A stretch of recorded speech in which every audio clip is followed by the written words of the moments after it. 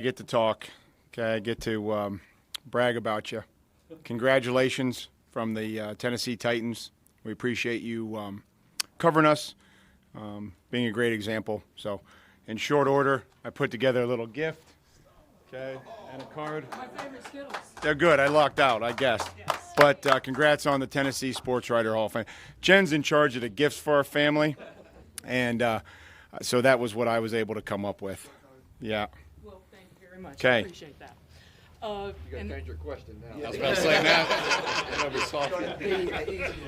Well, not too hard, but it's been a busy week trying to fix the offense. Any thought to having Arthur maybe move from the sideline to the box to maybe see the field differently? I think we're comfortable, really where we're at in that regard.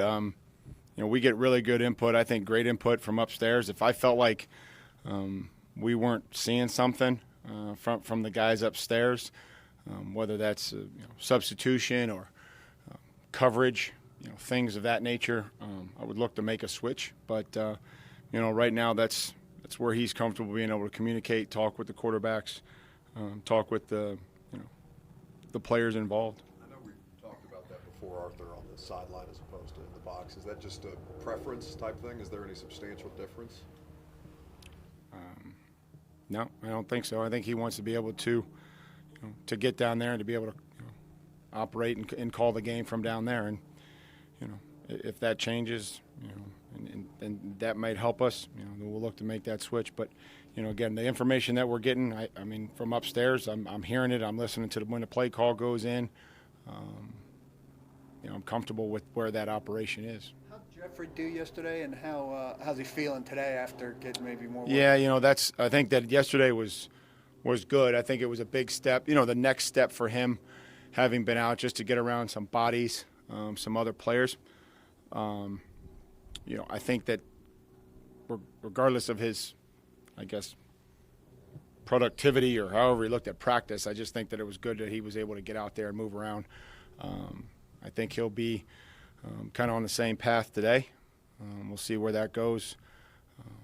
And I think he's excited about continuing to see if he can work his way back into helping us sometime here in the near future.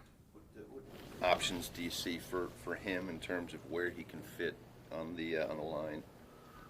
I think he's got some versatility. I think he's got obviously a skill set. That he's big, powerful man, really good size. We've been concentrating hard on his fundamentals, concentrating on his pad level, things that maybe at college just being bigger and faster and stronger he was able to get by with. And I think with the injury that was able to, we were able to isolate and identify some of those things. So we'll see kind of where he fits in, but I think that there's some places along the front that he could easily fit into. You guys go more 3D line at times than you have been in the past, or? We could. I think you just try to, look at trying to get the best 11 players out there for whatever they're in, and maybe kind of what you're expecting. Also, again, I think it's important, that he's been out, for a while. So it's how much these guys can handle, kind of just working their way back in there. Will Marky spend any extra time at the stadium this week trying to get comfortable there kicking? I think that, we kind of leave it up to them, and we make a lot of suggestions, but the most important thing is that he's comfortable. So, I could check with Cody. If they want to go over there, they're more than welcome. I just want them to make them. I think that's the most important thing, and we talk about that, where we kick here, how we kick over there, and whether we kick on AstroTurf and grass, but it's important that we just focus on those guys doing their job, getting a snap back to Brett putting it where Cody wants it, good protection up front, and making them. What stands out about Rivers, and you faced him, I know, just a year ago? What is he still able to do at this point of his career? Pretty much anything. I think that he's a tremendous competitor. Still obviously loves football very much. He's got great timing, accuracy, toughness. He stands back there. But the anticipation is something that really I don't think we've seen up until this point anybody like that. There's times that the receivers aren't into the picture in the end zone, and he's end zone copy or end zone view, and he's releasing it, and then a couple frames later, there's a guy screaming in there to catch the football. So I think he really has an understanding of where defensive players are going to be as it relates to the routes that he's trying to throw. Harold's numbers look good. How do you feel his impact has been week to week? I think he's getting better. I think he's trying to improve, and could always be better. I think everybody, defensively understands that it could always be better. But he's done some good things, when we've asked him to drop, when we've asked him to rush, set the edge, plays hard. So, we're moving around, just trying to take advantage of some of the versatility and the skill set that he has. Has he expanded the repertoire beyond the speed stuff, you think?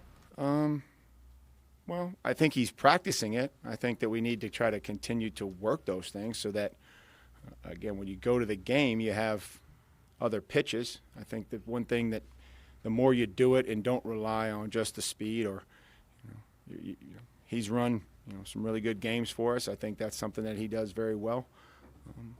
But again, as a pass rusher, you have to have other pitches that you're able to throw. Offensive linemen will do the same thing. They'll change up their set, they'll change up their punch, or they'll change up what they're doing. So it's a constant battle to try to protect or rush. How did the offense flow yesterday with Tannehill steering the ship with the first team? I thought there was good energy. I thought there was it looked okay. I mean, it looked good. We'll see where it goes today on third down, clean up first and second. But everybody's just trying to play better, to understand their job better, and give us a chance to execute on Sundays. From Melvin Gordon, Mike, since he's been back?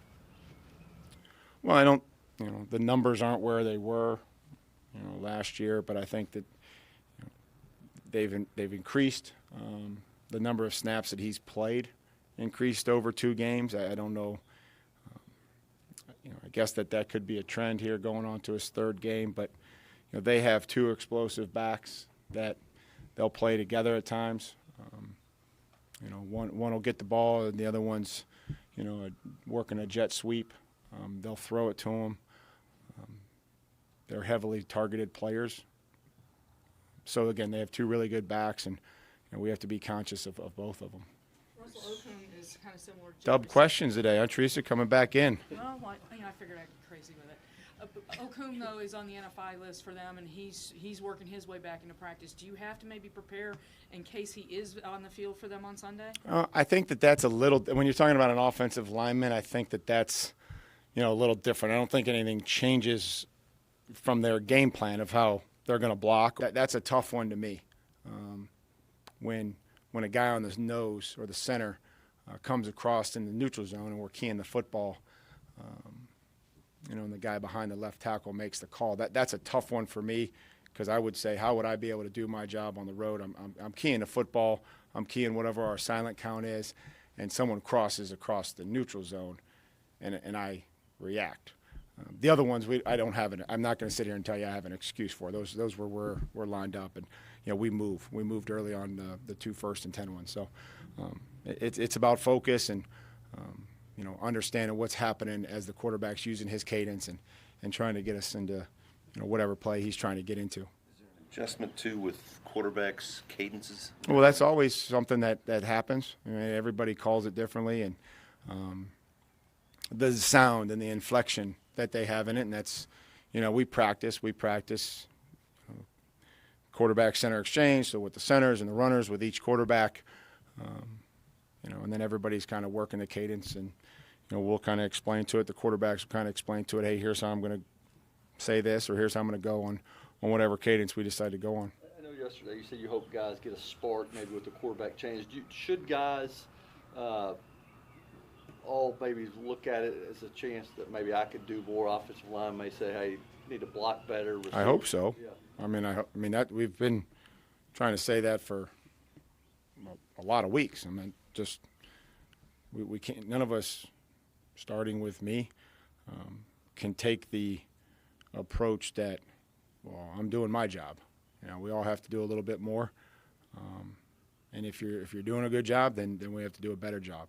And then if you need to correct some things, then we have to get going to correct them. So it usually things get done by groups of people all pulling in the same direction, as opposed to one or two people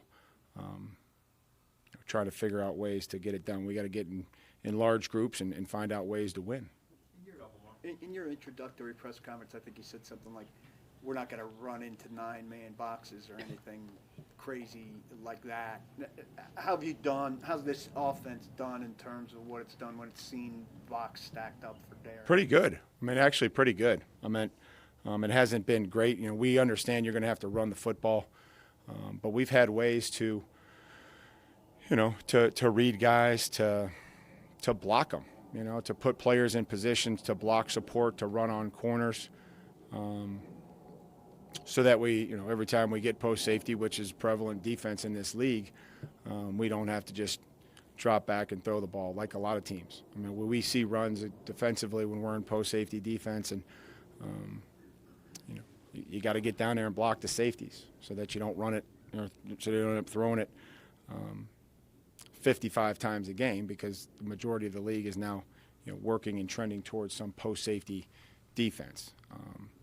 So, I mean, there are going to be times where we've had X-play runs versus post-safety defense, and there's been times where we haven't. There's also been times where we haven't run the ball well against split safety. But, you know, I think as long as you give the players answers to be able to manipulate and find a way to operate some of those, you know, gapped-up defenses, you know, where they – if you've got 7 in there, they've got 7. You know, I mean, 7 gaps, they've got 7 guys. If you've got 8 gaps, they've got 8 gaps. That's what the post safety's in the middle of the field. He's got the quarterback. So we just try to give them answers and try to figure out ways to either get into a different play or execute the one we have called. Thank you. Teresa, congratulations. Appreciate it.